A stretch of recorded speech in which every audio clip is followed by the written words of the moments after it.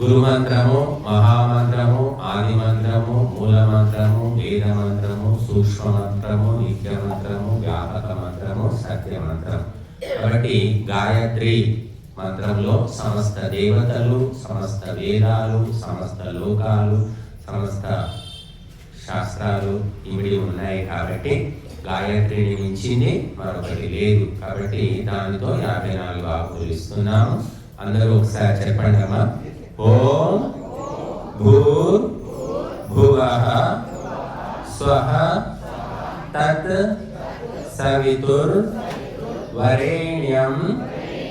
భర్గో దేవస్య ధీమహి ధియో యో నః ప్రచోదయాత్. అర్థం చెప్పండి. హే రక్షక సచ్చిదానంద అనంత స్వరూప నిత్య శుద్ధ బుద్ధ ముక్త స్వభావ అజ నిరంజన నిరాకార సర్వవ్యాపక సర్వాంతర్యామి జగదుత్పాదక దేవా నీ దివ్యము వరేణ్యమునగు విజ్ఞాన స్వరూపమును మేము నిత్యము మా హృదయములో ధ్యానింతుము.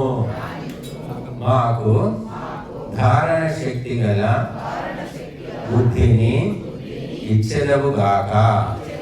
మేము ఆ బుద్ధి సహాయమున బ్రహ్మచర్యాది సద్వ్రతములను ఆచరించి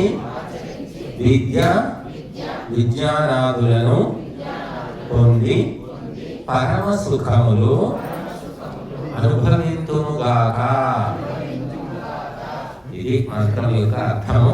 దీనికి దేవత సవిత, ఋషి విశ్వామిత్రుడు, స్వరము షడ్జము, ఛందస్సు గాయత్రి.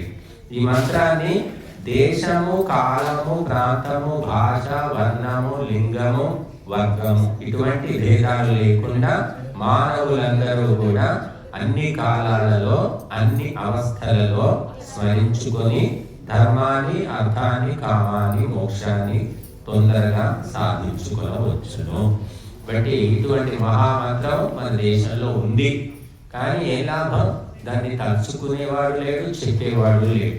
మనకు విత్తనాలు ఉంటే చెట్టు మొలవదండి. విత్తనాన్ని మనం మట్టిలో నాటి నీళ్లు పోసి దాన్ని ఎరువులేసి దాన్ని పెంచితేనే చెట్టు మొలుస్తుంది. అలాగే గాయత్రి అనే విత్తనాన్ని మన మనస్సు అనే క్షేత్రంలో నాటుకొని ప్రతిరోజు శ్రద్ధ అనే నీళ్లు పోసి ఆ వృక్షాన్ని మనం పెంచుకోవాలి.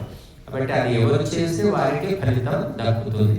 కనుక ఎన్నో రకాలైనటువంటి వాక్యాలను, మంత్రాలను నమ్ముకొని మరి ఎక్కడెక్కడో తిరుగుతున్నారు, ఏమేమో చేస్తున్నారు. నేను పేపర్లో మీరు చూశారు లేదు, మంత్రగాడు అనే పేరుతోటి సజీవ దహనం చేసేసారు. ఇది నిర్మల్ జిల్లానా, అది అమేరు జిల్లానా, ఏదో జిల్లాలో ఇచ్చారు. కాబట్టి ఇలాగా మంత్రం అంటే మంచి చేసేదమ్మా, చెడగొట్టేది మంత్రం కాదు. కానీ ఇప్పటికీ ఊళ్ళో కూడా నమ్మేవాళ్ళు పోలేటి మంది ఉన్నారు. చేతబడులు, బాణామంతులు, మంత్రాలు, తంత్రాలు, కుతంత్రాలు ఇవి నమ్మేవాళ్ళు ఎక్కడైనా ఉన్నారు మన భారతదేశంలో. కానీ అసలైనటువంటి గాయత్రి మహామంత్రము నమ్మేవాళ్ళు కానీ, తెలిసిన వాళ్ళు కానీ, ఆచరించేవాళ్ళు కానీ ఎక్కడో ఒకరున్నారు. కాబట్టి ఈ దేశానికి పట్టిన దరిద్రం. అందుకే మనకు ఎప్పుడూ రకరకాల బాధలు, దుఃఖాలు, కష్టాలు వస్తున్నాయి. అది ఓర్చుకునే శక్తి ఎలా వస్తుందంటే గాయత్రి మంత్రంతో వస్తుంది. కాబట్టి అటువంటి మంత్ర జపము వదిలిపెట్టడం వల్ల ఈనాడు దేశమే అస్తవ్యస్తమైపోయి, వ్యవస్థ అంతా కూడా భ్రష్టుపెట్టిపోయి. కనుక మనం తప్పకుండా ఎట్టి పరిస్థితుల్లో ప్రతిరోజు 24 సార్లు లేదా 11 సార్లు, లేదా వీలైతే 54 సార్లు, ఇంకా వీలైతే 108 సార్లు. ఇక్కడ మాల ఉంది, ఇది 54. దీంట్లో రుద్రాక్షలు ఉన్నాయి. 54 సార్లు మనం జపం చేయడానికి. 24తో 24 మాల చేయించుకోవచ్చు. 108 అంటే 108 చేసుకొని ప్రతిరోజు మనం జపం చేసుకోవాలి. ఊరికే తినడం, వండుకోవడం దీంతో ఏం మోక్షం ఏమి రాదమ్మా. ఏదో పశువులు పక్షుల్లాగా మనం బతికినట్టు అంతే. ఆ రికార్డులో పేరెక్కుతుంది తప్ప స్వర్గము, మోక్షము, ఉత్తమ జన్మలు, ఉత్తమ గతులు అనే రికార్డు మాత్రం మనం ఎక్కము. కాబట్టి స్కూల్లో ఎంతో మంది చదువుకుంటారు, పాస్ అయ్యేవాడు పాస్ అవుతాడు, ఫెయిల్ అయ్యేవాళ్ళు ఫెయిల్ అవుతారు, వాళ్ళ పేర్లు ఎక్కడ గుర్తుండవు. ఫస్ట్ క్లాస్ వచ్చిన వాడు మాత్రమే గుర్తుంటారు. మాస్టర్లు కూడా వాళ్ళు గుర్తుంటారు. 10 ఏళ్ళ తర్వాత పోయినా కూడా గుర్తుపడతాడు. నువ్వు అప్పుడు ఆ బ్యాచ్ కదా 86లో చదువుకున్నావు, నువ్వు ఫస్ట్ క్లాస్ వచ్చింది, నీ పేరు అని చెప్తారు. మాస్టర్లకు కూడా గుర్తుంటుంది. ఈ పని పాట లేకుండా ఊరికే వెనక బెంచ్లో కూర్చొని నిద్రపోయేవాళ్ళు, చదవని వాళ్ళు, మొద్దులు, ఊరికే గప్పాలు కొట్టేవాళ్ళు, ముచ్చట్లు పెట్టేవాళ్ళు, ఇవి ఎవరికి గుర్తుంటారు.